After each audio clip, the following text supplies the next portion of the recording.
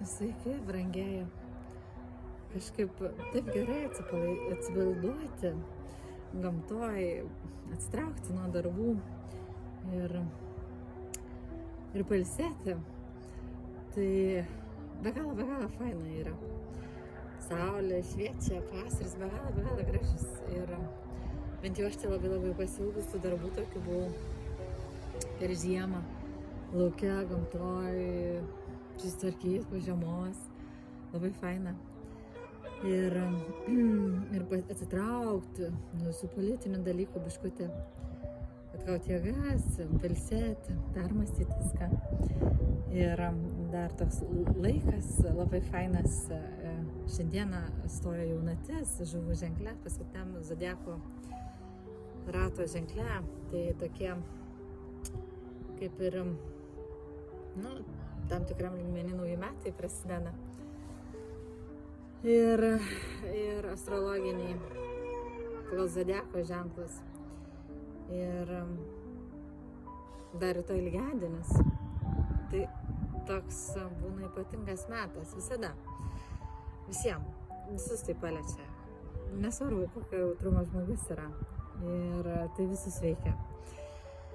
Tik vieni labiau tai atkreipia dėmesį, sąmoningiau tą kažkaip tai išgyvena, o kiti gal mažiau, arba bent jau bando gal net kai kurie ignoruoti, bet nieko čia nepadarysi, nieko čia nepaignoruosi, tiesiog yra kaip yra ir iškelia kiekvienam pagal savo, vieniem santykius, kitiem darbus, kitiem gal kažkokių namų klausimai, kitiem gal sveikatos kažkokių dalykų, parodo gal, kur reikėtų atkreipti dėmesį, visgi po žiemos, tai norisi biškutį ir pasižiūrėti tą mitybą ir daugiau pajudėti, pasportuoti, gal kas ir kilogramų priauga, bent jau aš tai priaugau žiemą, tai dabar reikia sutirpinti viską.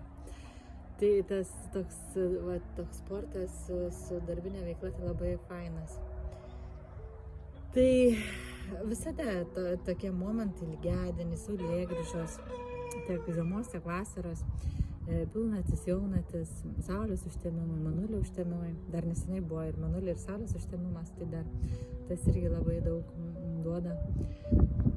Aišku, nereikia čia labai ten sureikšminti, bet tokie jautrus, tokie momentai būna gamtos ciklai.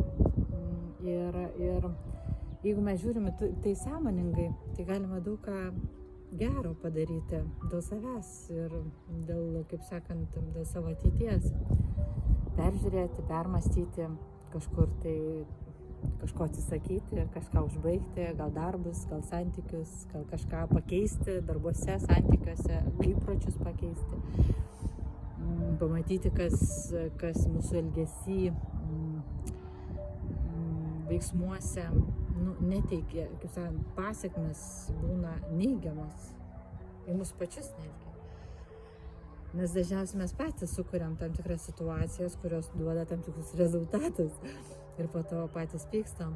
Tai aš visada kviečiu pasižiūrėti kiekvienam pirmą į save, ką mes patys kuriam kiekvieną dieną, darydami tiek savo, tiek kitiem.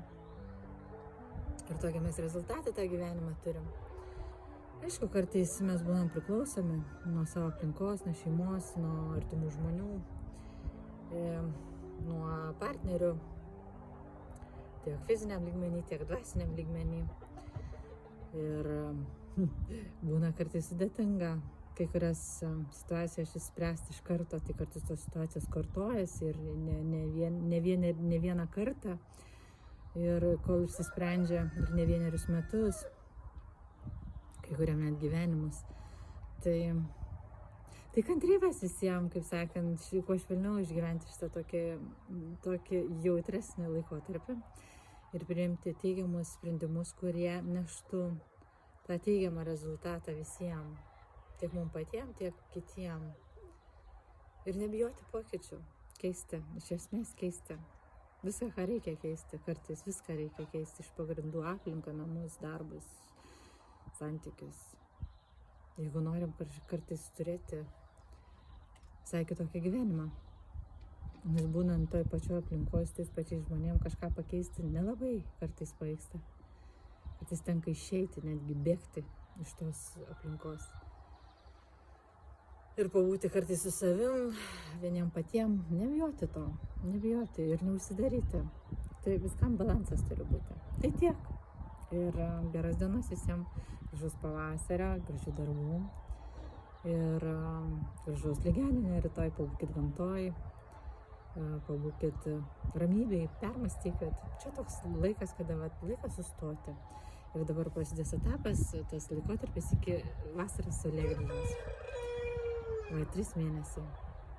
Po to iki lygiadienio rudens ir po to iki žiemos saulėgrįžos. Tai va, taip ir keliaujam. Dar būna pagal zodiakus, dar žvaigždynuose kokiuose, dar čia astrologiniai, daug dalykų. Šiaip tai daug dalykų mūsų gyvenime įtakoja. Daug dalykų. Ir jeigu biškutį yra žinių, tai lengviau biškutį laviruoti tam gyvenime, priimti sprendimus, užsiimti tam tikrom veiklom, kas iš tikrųjų praturtina, augina ir suteikia džiaugsmą ir laimės. Kuo daugiau žmogus laimingas yra, tuo visiems aplink geriau, gera yra. Kuo žmogus jaučiasi blogai, tuo ir aplinkai blogai. Tai kuo daugiau žmonių laimingesnių, tai tuo visiems yra gerai. Tai gal ir palinkėsiu visiems būti patiems, stengtis būti kuo daugiau pozityviem, laimingesniem, geresniem ir tą aplinką kurti tokią aplinkui. Mažiau to pavydo, mažiau tų pykčių, mažiau tos konkurencijos, kur jau kartais peržengia visas ribas, net ir politikai žiūrint, bloga daras ir visa kita. Tai tiek. Iki.